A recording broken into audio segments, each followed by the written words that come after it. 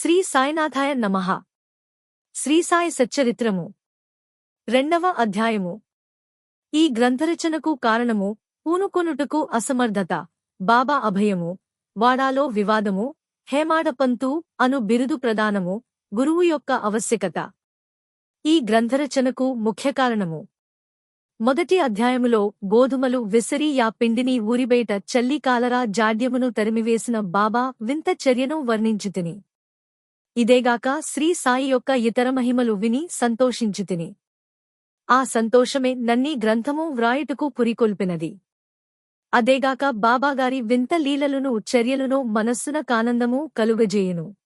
అవి భక్తులకు బోధనలుగా ఉపకరించును, తుదకు పాపములను బోగొట్టును గదాయని భావించి బాబా యొక్క పవిత్ర జీవితమును, వారి బోధనలను వ్రాయమొదలెడితిని. యోగీశ్వరుని జీవిత చరిత్ర తర్కమును న్యాయమును కాదు. అది మనకు సత్యమును, ఆధ్యాత్మికమునునైన మార్గమును జూపును. గ్రంథరచనకు పూనుకొనుటకు అసమర్థత, బాబా అభయము. శ్రీ సాయి సచ్చరిత్ర గ్రంథరచనకు తగిన సమర్థత గలవాడను కానని హేమాడపంతు భయపడెను. అతడిట్లనుకొనెను, నా యొక్క సన్నిహిత స్నేహితుని జీవిత చరిత్రయే నాకు తెలియదు. నా మనస్సే నాకు గోచరము కాకున్నది. ఇట్టి స్థితిలో ఒక యోగీశ్వరుని చరిత్రను నేనెట్లు వ్రాయగలుగుదును? అవతార పురుషుల లక్షణముల నెట్లు వర్ణించగలను? వేదములే వారిని పొగడలేకుండెను. తాను యోగి అయిన గాని యోగి యొక్క జీవితమును గ్రహింపజాలడు. అట్టిచో వారి మహిమలను నేనెట్లు కీర్తించగలను? సప్తసముద్రముల లోతును గొలువవచ్చును, ఆకాశమును గుడ్డలో వేసి మూయవచ్చును. కాని యోగీశ్వరుని చరిత్ర వ్రాయుట బహుకష్టము. ఇది గొప్ప సాహసకృత్యమని కూడా నాకు తెలియును. అందువలన నలుగురిలో నవ్వుల పాలగుదనేమోనని భయపడి శ్రీ సాయీశ్వరుని అనుగ్రహము కొరకు ప్రార్థించెను. మహారాష్ట్ర దేశములోని ప్రథము కవియు యోగీశ్వరుడునగు జ్ఞానేశ్వర మహారాజు యోగుల చరిత్ర వ్రాసినవారిని భగవంతుడు ప్రేమించునని చెప్పియున్నారు. ఏ భక్తులు యోగుల చరిత్రలను వ్రాయ కుతూహలపడదరో వారి కోరికలు నెరవేరునట్లు, వారి గ్రంథములు కొనసాగునట్లు చేయుటకు యోగులనేక మార్గముల నవలంబించెదరు. యోగులే ఎట్టెపనికి ప్రేరేపింతురు.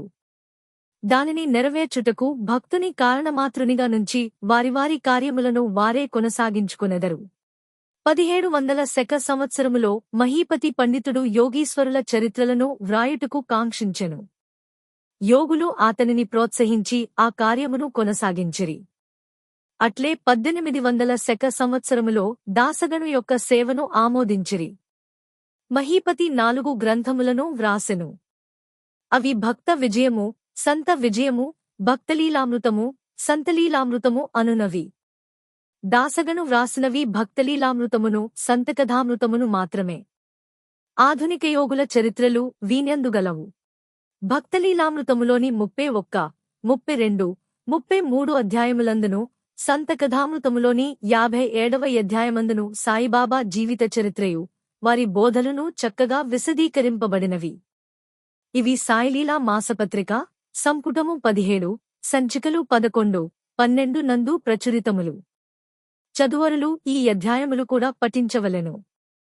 శ్రీసాయిబాబా అద్భుతలీలలు బాంద్రా నివాసినియగు శ్రీమతి సావిత్రీబాయి రఘునాథ్ తెండూల్కర్చే చిన్న పుస్తకములో చక్కగా వర్ణింపబడినవి. దాసగను మహారాజుగారు కూడా శ్రీసాయి పాటలు మధురముగా వ్రాసియున్నారు. గుజరాతీ భాషలో అమీదాస్ భవానీ మెహతాయను భక్తుడు శ్రీసాయి కథలను ముద్రించినారు. సాయినాథ ప్రభ అను మాసపత్రిక సిరిడిలోని దక్షిణ భిక్ష సంస్థవారు ప్రచురించియున్నారు. ఇన్ని గ్రంథములుండగా ప్రస్తుత సచ్చరిత్ర వ్రాయుటకు కారణమేమి? దాని అవసరమేమి? యని ఎవరైనను ప్రశ్నింపవచ్చును. దీనికి జవాబు మిక్కిలి తేలిక. సాయిబాబా జీవిత చరిత్ర సముద్రమువలె విశాలమైనది, లోతైనది. అందరూ దీనియందు మునిగి భక్తిజ్ఞానములను మనులను వెలికితీసి కావలసిన వారికి పంచిపెట్టవచ్చును. శ్రీసాయిబాబా నీతిబోధకమగు కథలు, లీలలు మిక్కిలి యాశ్చర్యమును కలుగజేయును. అవి మనోవికలత చెందినవారికి విచారగ్రస్తులకు శాంతి సమకూర్చి ఆనందము కలుగజేయును. ఇహపరములకు కావలసిన జ్ఞానమును బుద్ధిని ఇచ్చును. వేదములవలే రంజకములను ఉపదేశకములునగు బాబా ప్రబోధములు విని వానిని మననము చేసినచో భక్తులు వాంఛించునవి, అనగా బ్రహ్మైక్యయోగము, అష్టాంగయోగ ప్రావీణ్యము, ధ్యానానందము పొందెదరు. అందుచే బాబా లీలలను పుస్తకరూపమున వ్రాయ నిశ్చయించితిని. బాబాను సమాధికి ముందు చూడని భక్తులకు ఈ లీలలు మిగుల ఆనందము కలుగజేయును. అందుచేత బాబాగారి ఆత్మసాక్షాత్కార ఫలితమగు పలుకులు, బోధలు సమకూర్చుటకు పూనుకొంటిని. సాయిబాబాయే ఈ కార్యమునకు నన్ను ప్రోత్సహించెను. నా అహంకారమును వారి పాదములపై నుంచి శరణంటిని. కావున నా మార్గము సవ్యమైనదనియు బాబా ఇహపర సౌఖ్యములు తప్పక దయచేయుననియు నమ్మియుంటిని. నాయంతట నేను ఈ గ్రంథరచనకు బాబా యొక్క యనుమతిని పొందలేకుంటిని. మాధవరావు దేశపాండే ఉరఫ్ శ్యామ అను వారు బాబాకు ముఖ్య భక్తుడు. వారిని నా తరపున బాబాను ప్రార్థించమంటిని. నా తరఫున వారు బాబాతో నిట్లనిరి. ఈ అన్నాసాహెబు మీ జీవిత చరిత్రను వ్రాయ కాంక్షించుచున్నాడు. నేను భిక్షాటనముచే జీవించు ఫకీరును. నా జీవిత చరిత్ర వ్రాయనవసరము లేదని ఎనవద్దు. మీరు సమ్మతించి సహాయపడినచో వారు వ్రాసెదరు. లేదా మీ కృపయే దానిని సిద్ధింపజేయును. మీ యొక్క యనుమతి ఆశీర్వాదము లేనిదే ఏదియు జయప్రదముగా చేయలేము. అది విననంతనే శ్రీసాయిబాబా మనస్సు కరిగి నాకు ఊదీ ప్రసాదము పెట్టి ఆశీర్వదించెను. మరియు శ్యామాతో నిట్లు చెప్పదొడంగెను, కథలను, అనుభవములను ప్రోగు చేయమనుము. అక్కడక్కడ కొన్ని ముఖ్య విషయములను టూకిగా వ్రాయమను. నేను సహాయము చేసెదను. వాడు నిమిత్తమాత్రుడే. నా జీవిత చరిత్ర నేనే వ్రాసి నా భక్తుల కోరికలు నెరవేర్చవలెను. వాడు తన అహంకారమును విడువవలెను. దానిని నా పాదములపైన బెట్టవలెను. ఎవరైతే వారి జీవితములో నెట్లు చేసెదరో వారికి నేను మిక్కిలి సహాయపడెదను. నా జీవిత చర్యల కొరకే కాదు, సాధ్యమైనంత వరకు వారి గృహకృత్యములందునూ తోడ్పడెదను. వాని అహంకారము పూర్తిగా పడిపోయిన పిమ్మట అది మచ్చునకు కూడా లేకుండునప్పుడు నేను వాని మనస్సులో ప్రవేశించి నా చరిత్రను నేనే వ్రాసికొందను. నా కథలు బోధలు విన్న భక్తులకు భక్తి విశ్వాసములు కుదురును. వారు ఆత్మ సాక్షాత్కారమును బ్రహ్మానందమును పొందెదరు. నీకు తోచిన దానినే నీవు నిర్ధారణ చేయుటకు ప్రయత్నించుకుము. ఇతరుల అభిప్రాయములను కొట్టివేయుటకు ప్రయత్నించుకుము. ఏ విషయముపై నైనను కీడు మేలు ఎంచు. వివాదము కూడదు. వివాదమనగనే నన్ను హేమాడ్ పంతు అని పిల్చుటకు కారణమేమో మీకు చెప్పెదనను వాగ్దానము జ్ఞప్తికి వచ్చినది. ఇప్పుడు దానినే మీకు చెప్పబోవుచున్నాను. కాకాసాహెబు దీక్షిత్, నానాసాహెబు చాందోర్కరులతో నేనెక్కువ స్నేహముతో నుంటిని. వారు నన్ను సిరిడీ పోయి బాబా దర్శనము చేయుమని బలవంతము చేసిరి. అట్లే చేసెదనని వారికి నేను వాగ్దానము చేసితిని. ఈ మధ్యలోనేదో జరిగినది. అది నా సిరిడీ ప్రయాణమున కడ్డుపడినది. లోనావాలాలోనున్న నా స్నేహితుని కొడుకు జబ్బుపడెను. నా స్నేహితుడు మందులు, మంత్రములనియు నుపయోగించెనుగాని నిష్ఫలమయ్యెను. జబ్బు తగ్గలేదు. తుదకు వాని గురువును పిలిపించుకుని ప్రక్కన కూర్చుండబెట్టుకునెను. కాని ప్రయోజనము లేకుండెను. ఈ సంగతి విని నా స్నేహితుని కుమారుని రక్షించలేనట్టి గురువు యొక్క ప్రయోజనమేమి? గురువు మనకు ఏమీ సహాయము చేయలేనప్పుడు నేను సిరిడీ ఎలా పోవలెను అని భావించి సిరిడీ ప్రయాణమును మానుకొంటిని. కాని కానున్నది కాకమానదు. అది ఈ క్రింది విధముగా జరిగెను. నానాసాహెబు చాందోర్కర్ ప్రాంతీయ రెవెన్యూ అధికారి. ఉద్యోగరీత్యా యొకనాడాయన వసయికి పర్యటనకై పోవుచుండెను. ఠాణా నుండి దాదరుకు వచ్చి యచ్చట వసయి పోవు బండి కొరకు కనిపెట్టుకుని యుండెను. ఈలోగా బాంద్రా లోకల్ బండి వచ్చెను. దానిలో కూర్చుని బాంద్రా వచ్చి నన్ను పిలిపించి సిరిడీ ప్రయాణమును వాయిదా వేసినందులకు నాపై కోపించెను.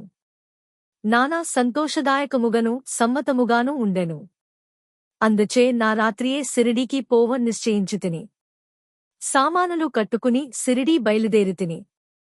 బాంద్రా నుండి దాదరు వెళ్లి అచ్చట మన్మాడ్ వెళ్ళు రైలు ఎక్కవలనని అనుకొంటిని. అటులనే దాదరుకు టిక్కట్టుకుని రైలు రాగానే ఎక్కి కూర్చుంటిని. బండి ఇక బయలుదేరుననగా మహమ్మదీయుడొకడు నేను కూర్చునున్న పెట్టెలోనికి హడావిడిగా వచ్చి నా సరంజామానంతయు జూచి ఎక్కడకు పోవుచుంటివని నన్ను ప్రశ్నించెను. నా ఆలోచన వారికి చెప్పితిని. వెంటనే ఆతడు దాదరు స్టేషనులో దిగవద్దని, ఎందుకనగా మన్మాడుమేలు దాదరులో ఆగదని, అదే రైలులో ఇంకనూ ముందుకుబోయి బోరీబందరు స్టేషనులో దిగమని నాకు సలహా చెప్పెను. ఈ చిన్న లీలయే జరుగకుండునచో నేననుకొనున ప్రకారము ఆ మరుసటి ఉదయము సిరిడీ చేరలేకపోయేడివాడను. అనేక సందేహములు కూడా కలిగి యుండెడివి. కాని నా యదృష్టవశాత్తు అది ఎట్లు జరగలేదు. మరుసటి దినము సుమారు 9-10 గంటలలోగా నేను సిరిడీ చేరితిని. సిరిడీలో నా కొరకు కాకాసాహెబు దీక్షిత్ కనిపెట్టుకుని యుండెను. ఇది 1910 ప్రాంతములో జరిగినది.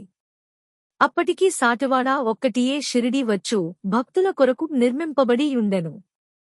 టాంగా దిగిన వెంటనే బాబాను దర్శించవలెనని నాకు ఆత్రము కలిగెను.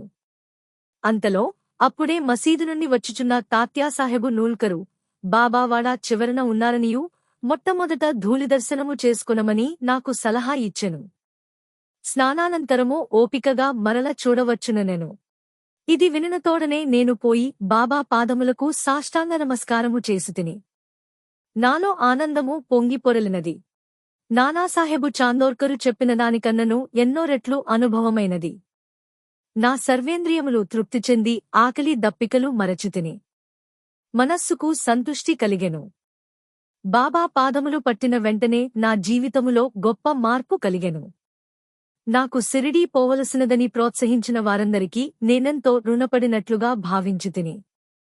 వారిని నా నిజమైన స్నేహితులుగా భావించితిని. వారి రుణమును నేను తీర్చుకొనలేను. వారిని జ్ఞప్తికి తెచ్చుకుని వారికి నా మనసులో సాష్టాంగ ప్రణామము చేసితిని. నాకు తెలిసినంతవరకు సాయిబాబా దర్శనము వల్ల కలుగు చిత్రమే మనలోనున్న యాలోచనలు మారిపోవును. వెనుకటి కర్మల బలము తగ్గును. క్రమముగా ప్రపంచమందు విరక్తి కలుగును. నా పూర్వజన్మ సుకృతముచే నాకీ దర్శనము లభించినదనుకొంటిని. సాయిబాబాను చూచినంత మాత్రముననే నీ ప్రపంచమంతయు సాయిబాబా రూపము వహించెను. తీవ్ర వాగ్వివాదము. నేను సిరిడీ చేరిన మొదటి దినముననే నాకును బాలాసాహెబు భాటేకును గురువు యొక్క ఆవశ్యకతను గూర్చి గొప్ప వాగ్వివాదము జరిగెను. మన స్వేచ్ఛను విడిచి ఇంకొకరికి ఎందుకు లొంగియుండవలెనని నేను వాదించితిని. మన కర్మలను మనమే చేయుటకు గురువు యొక్క ఆవశ్యకత ఏమి?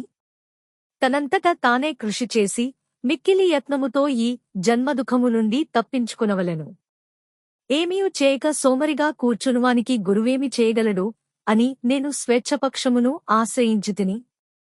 భాటే ఇంకొక వాదమును బట్టుకుని ప్రారబ్ధము తరఫున వాదించుచు కానున్నది కాక మానదు. మహనీయులు కూడా నీ విషయములో నోడిపోయిరి. మనుజుడొకటి తలంచిన భగవంతుడు వేరొకటి తలంచును. నీ తెలివితేటలను అటుండనిమ్ము. గర్వముగాని యహంకారము కాని మీకు తోడ్పడవు అనెను. ఈ వాదన 1 గంట వరకు జరిగెను. కాని ఇదమెత్తమని ఏమీయూ తేలలేదు. అలసిపోవుటచే ఘర్షణ మానుకొంటిమి. ఈ ఘర్షణ వల్ల నా మనశ్శాంతి తప్పినది. దేహాత్మబుద్ధి అహంకారము లేకున్నచో వివాదమునకు తావు లేదని గ్రహించితిని. వేయల వివాదమునకు మూలకారణ మహంకారము. ఇతరులతో కూడా మేము మసీదునకు పోగా బాబా కాకాను బిలిచి ఇట్లడిగెను, వాడాలో నేమి జరిగినది? ఏమిటా వివాదము? అది దేనిని గూర్చి ఈ హేమాడపంతు ఏమనుచున్నాడు? ఈ మాటలు విని నేను ఆశ్చర్యపడితిని. సాటెవాడ మసీదునకు చాలా దూరముగా నున్నది. మా వివాదము గూర్చి బాబాకెట్లు తెలిసెను?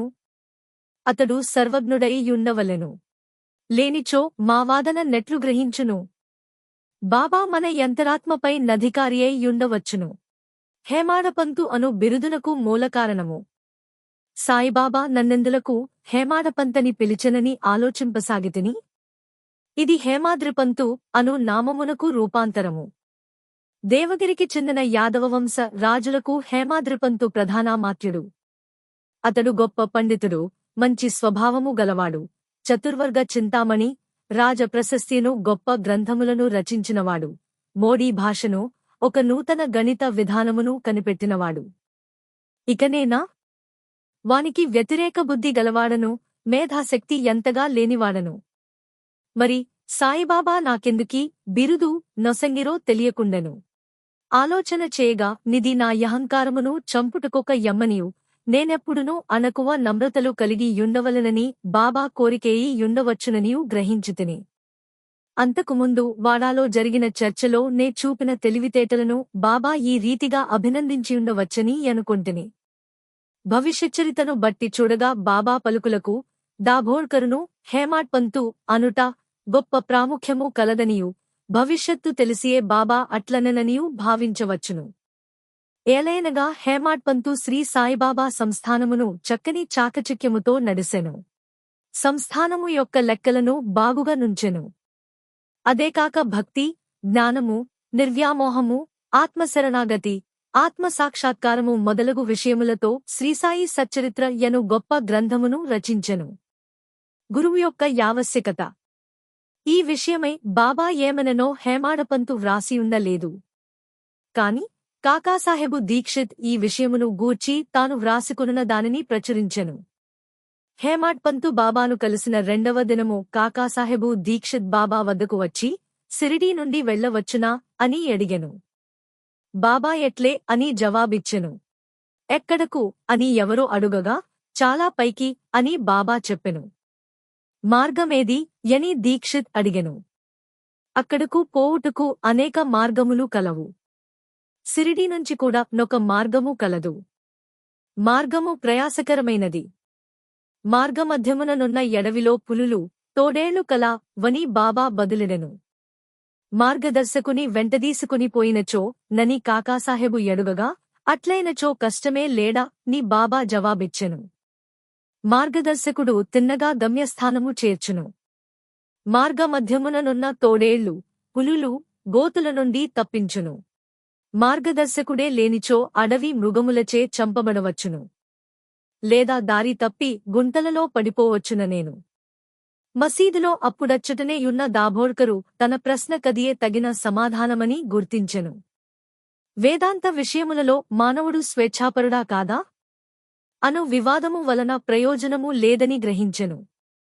పరమార్థము నిజముగా గురుబోధల వల్లనే చిక్కుననియు రామకృష్ణులు తమ గురువులైన వశిష్ఠ సాందీపులకు లొంగి ఎనకువతో నుండి ఆత్మసాక్షాత్కారము పొందిరనియు దానికి దృఢమైన నమ్మకము, నిష్ఠ, ఓపిక, సబూరి యను 2 గుణములు ఆవశ్యకమనియు గ్రహించెను.